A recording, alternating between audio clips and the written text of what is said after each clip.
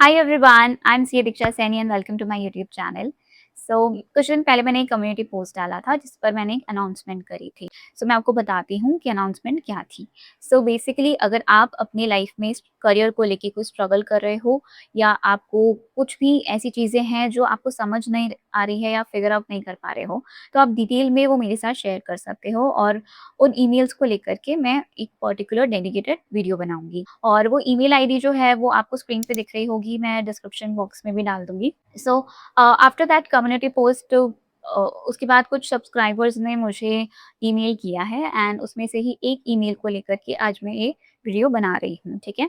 तो सबसे पहले हम उनका ईमेल रीड करते हैं कि वो क्या बात कहना चाह रहे हैं। Okay, so here we go. Hello Diksha ma'am, I saw your YouTube community post today and honestly it felt very relatable to me. I am currently in CA final and last year because exams started happening 3 times a year, everything became very rushed mentally. There was hardly enough time to properly recover from one attempt and prepare for the next, and because of that my results kept remaining unsuccessful. I had got an exemption in AFM in my first attempt, but now I have given my fourth attempt, and deep inside, I already feel it still may not clear, and this time even my exemption may lapse.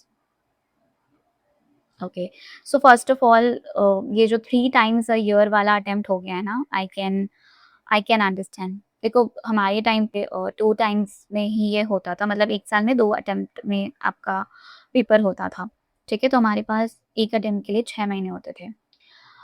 अब होता ये था कि अगर आपने एक attempt दिया है और रिजल्ट अगर अगर आप नहीं भी पढ़ रहे हो, देन ऑल्सो अगर आप फेल हो जाते हो तो 3 मंथ्स आपके पास रहते हैं। मोटा-मोटा 3 महीना आपके पास रहते हैं नेक्स्ट अटेम्प्ट के लिए प्रिपेयर करने के लिए। लेकिन क्योंकि अभी 3 टाइम्स हो चुका है, तो जो वक़्त होता है बीच में पढ़ने के लिए, अगर आपका अनसक्सेसफुल रहता है, तो उसमें आपको उतना टाइम नहीं मिल पाता है। आई एग्री ऑन दिस, है ना? जब ये स्टार्टिंग में ये चीज़ अनाउंस हुई थी आईसीएआई की तरफ से, तो मुझे लगता था कि यार ये हमारे टाइम पे क्यों नहीं था? हमें हमें 1 अटेम्प्ट और ज़्यादा मिलता 1 साल में। और मुझे लगता है ये चीज़ सही होने की जगह गलत है। देखो अगर हमें पहले से ही पता होता है ना कि हमें सिर्फ़ 2 बार या 2 मौके मिलेंगे 1 साल में, तो हम थोड़ा-सा ज़्यादा सीरियस हो जाते हैं। क्योंकि वही है, अगर एक अटेम्प्ट आपका नहीं क्लियर होता है, तो सिर्फ़ 6 महीने वेस्ट होते हैं। लेकिन आपको पता होता है कि अब अगर नेक्स्ट अटेम्प्ट में भी नहीं हुआ, तो पूरा 1 साल वेस्ट होगा, पूरा 1 साल वेस्ट होगा। और 2 अटेम्प्ट के बीच में टाइम भी ज़्यादा मिल जाता था पढ़ने के लिए। बिकॉज़ वही है, आपको टाइम नहीं मिलता ना, क्योंकि जब तक रिज़ल्ट नहीं आता, जब तक हम पढ़ते भी नहीं हैं। भले ही हमें पता हो कि हम फेल होने वाले हैं, लेकिन हम फिर भी नहीं पढ़ते। तो और फिर जैसे ही आपका अनसक्सेसफुल होता है, तो नेक्स्ट अटेम्प्ट के लिए आपके पास उतना वक़्त ही नहीं होता प्रिपेयर करने के लिए। ओके, ठीक है, आगे पढ़ते हैं। During intermediate also I had attempts, but at that time I never looked things this seriously because articleship was going on side by side and life somehow kept moving. But now suddenly it feels like childhood is over and real life has started. There is pressure to earn money, maintain respect among relatives and settle in life. True. CA inter तक हमें फिर भी लगता है कि ठीक है, life चल रही है, आर्टिकलशिप में बहुत वक़्त निकल जाता है आराम से, और क्योंकि हम साथ-साथ हम कुछ काम कर रहे होते हैं, तो हमें लगता है कि ठीक है, अगर एग्ज़ाम नहीं भी निकल रहा है, तो हम किसी न किसी चीज़ में बिज़ी होते हैं, हमारा माइंड बिज़ी होता है और जब तक हमारा माइंड बिज़ी है, तब तक हम और चीज़ों पे ध्यान नहीं देते। लेकिन once your articleship is over, तो उसके बाद अगर एग्ज़ाम 1-2 अटेम्प्ट तक नहीं निकलता ना, तो चीज़ें हमें हिट करना स्टार्ट कर देती है। और स्पेशली जो आपने ये पॉइंट लिखा है, to maintain respect among relatives. Relatives तो अलग ही क्वेश्चंस पूछना स्टार्ट कर देते हैं। देखो मैं अपना बताती हूँ कि जब क्योंकि मुझे भी मल्टीपल अटेम्प्ट्स लगे थे फाइनल में, इंटर में, और फाइनल में मेरा एक ग्रुप क्लियर हो गया था, ठीक है? और मेरा एक सेकंड ग्रुप बच रहा था एंड तो जब भी मैं कहीं अपने रिलेटिव्स के यहाँ जाती थी, कुछ भी फंक्शन होता था, कुछ भी होता था, तो कुछ रिलेटिव्स मुझे सामने से बोलते थे, जब क्योंकि वो मुझसे पूछते थे कि क्या हुआ तुम्हारा सीए क्लियर नहीं हुआ? तो मैं बोलती थी कि नहीं, इस बार भी नहीं हुआ clear. And they used to say कि पढ़ाई में ध्यान दो, पढ़ाई में ध्यान दो। एंड आई वाज़ लाइक कि या ऑब्वियसली मैंने इतनी मेहनत करी और मैं इतनी मेहनत से इतना आगे आई हूँ, और अगर मैंने इससे पहले के लेवल्स क्लियर करे हैं, तो पढ़ाई करके ही करे हैं। तो मुझे ज़्यादा पता है कि मुझे कितनी पढ़ाई करनी है, कैसे करनी है। सो आपको इतना टेंशन लेने की ज़रूरत नहीं है, ठीक है? बट सबके साथ होता है यार ये, वो तो बोलेंगे ही, आप उनको चुप ही नहीं करा सकते हो। अवॉइड कर सकते हो जितना जितना कर सकते हो उतना अवॉइड करो रिलेटिव्स को इस टाइम पर, मेरे ख्याल से तो। Sometimes social media makes it even worse. Reels like at this age you can neither take money from home nor give money to home hit very hard mentally. Yes. ये हमारी वो एज हो जाती है क्योंकि इस एज तक ना तो हम पैसे ले सकते, ना इतना कैपेबल हैं कि पैसे दे पा रहे हैं। तो सोशल मीडिया यार, सोशल मीडिया से थोड़ा दूर रहो। सोशल मीडिया अगर इंस्टाग्राम और ये सब चीज़ें अगर आपको ज़्यादा खुशी देने के बजाय अगर आपको दुखी कर रही हैं वो चीज़ें, तो कुछ टाइम के लिए डीएक्टिवेट कर दो। मेरे साथ भी होता था, जब पढ़ाई के टाइम पर बहुत ज़्यादा ऐसी चीज़ें होती थी, तो डिस्ट्रैक्शन भी होता था, साथ-साथ में डिमोटिवेशन भी आती थी। मोटिवेशन तो कुछ नहीं होता, इन ऐप्स पे मोटिवेशन कहीं कुछ नहीं है, डिमोटिवेशन ही है, ठीक है? तो इन ऐप्स को अनइंस्टॉल कर दो, डीएक्टिवेट कर दो, कुछ वक़्त के लिए बहुत शांति मिलेगी। सोशल मीडिया को बंद कर दो। Friends are moving ahead in life. Some have already become CAs, some shifted to different careers, and meanwhile, I still feel mentally stuck at the same place. My parents generally support me a lot, and I'm very grateful for that. But sometimes, because of that support itself, the pressure to finally do something in life feels even heavier. Right now, I genuinely don't understand whether I should start looking for a job somewhere or prepare again for the next attempt. And even if I decide to continue, I honestly don't understand how to restart again because lately I'm not even able to properly open my books. Right now, I feel completely stuck and directionless. Your post genuinely felt comforting because very few people openly talk about this side of the journey. So I just felt like sharing this with you. Thank you for your reading. First of all thank you कि आपने मेरे post पर reply किया और अपनी अपनी जो भी आप इस समय जिस फेज़ से आप गुज़र रहे हो वो आपने आपने मेरे साथ शेयर करना सही समझा, ठीक है? तो जो भी आपने बातें इसमें लिखी है ना, इस फेज़ से बहुत बच्चे गुज़रते हैं, बहुत बच्चे गुज़रते हैं, आप अकेले नहीं हैं। ठीक है? और जो आपको लग रहा है कि आपके बहुत सारे फ्रेंड्स सीए बन गए हैं, लाइफ में आगे चले गए हैं, जॉब कर रहे हैं, जो भी कर रहे हैं अपना they are progressing in their life. Of course सबकी अपनी-अपनी टाइमलाइन है। उनका वक़्त आ गया तो उन्होंने उनका हो गया, आपका जब वक़्त आएगा तब आपका भी हो जाएगा। और ये सिर्फ़ मैं कहने के लिए नहीं कह रही हूँ, वक़्त सबका आता है, सूनर और लेटर वक़्त सबका आता है। अपने आप को सबसे पहले कंपेयर करना बंद करो और हार्ड वर्क तो हम सब कर रहे हैं, मेहनत तो हम सब कर रहे हैं, आई एम श्योर आप पढ़ रहे होंगे।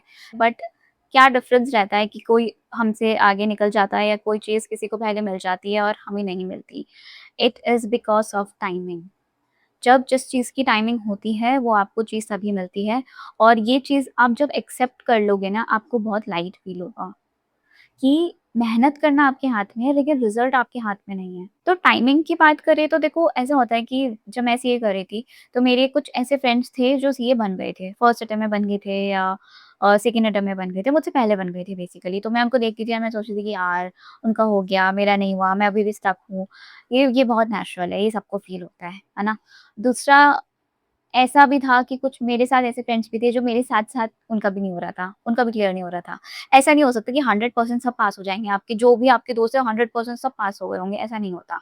कोई ना कोई होता है ऐसा, कुछ आपसे आगे निकल जाएँगे, कभी ऐसा भी होगा कि आपका हो जाएगा, स्टिल कुछ ऐसे होंगे जो आप अभी भी उनका क्लियर नहीं हुआ होगा, ठीक है? तो ये तो टाइमिंग की बात है। कोई किसी का कब टाइमिंग होती है, किसी की कब होती है, इस पर हमारा बस नहीं है, हमारे हाथ में जो है हम वो करते हैं।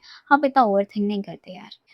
देखो इन सब चीज़ों से ना थोड़ा-सा तो माइंड डाइवर्ट करना पड़ेगा आपको, ऐसे नहीं चलेगा। ऐसे तो आप बहुत ज़्यादा कहीं न कहीं बहुत ज़्यादा डिस्टर्ब हो जाओगे इन सब चीज़ों से।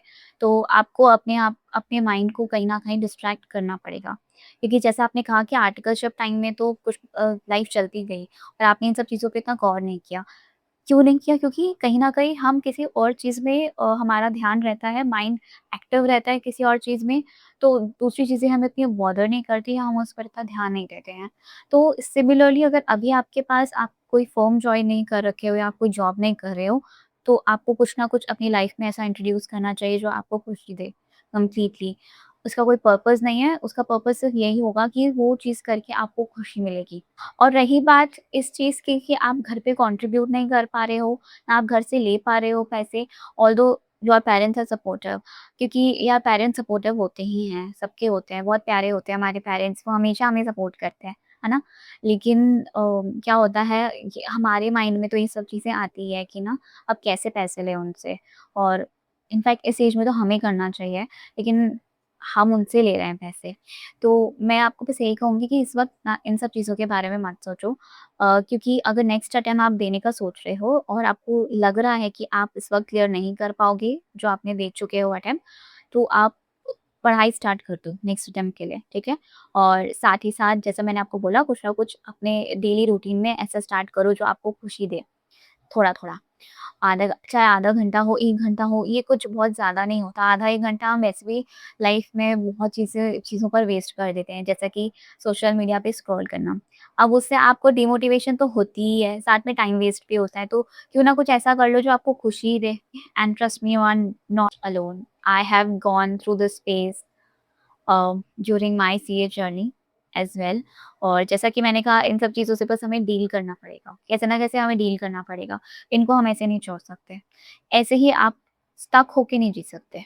कहीं भी आपको स्टक फ़ील हो रहा है ना, तो कुछ ना कुछ चेंजेस लाने पड़ेंगे आपको। कुछ ना कुछ चेंज करना पड़ेगा अपने आस-पास, अपने पूरे लाइफ़ के शेड्यूल में कुछ ना कुछ चेंजेस करना पड़ेगा। तभी आपको वो एक रीस्टार्ट फ़ील होगा। सेम पेस पे जीते रहोगे, सेम पेस पे वही अटेम्प्ट आ रहे हैं, वही पढ़ाई कर रहे हो, फिर फेल हो रहे हो, फिर स्टार्ट कर रहे हो पढ़ाई, और दिस इज़ अ लूप। इस लूप से बाहर निकलो।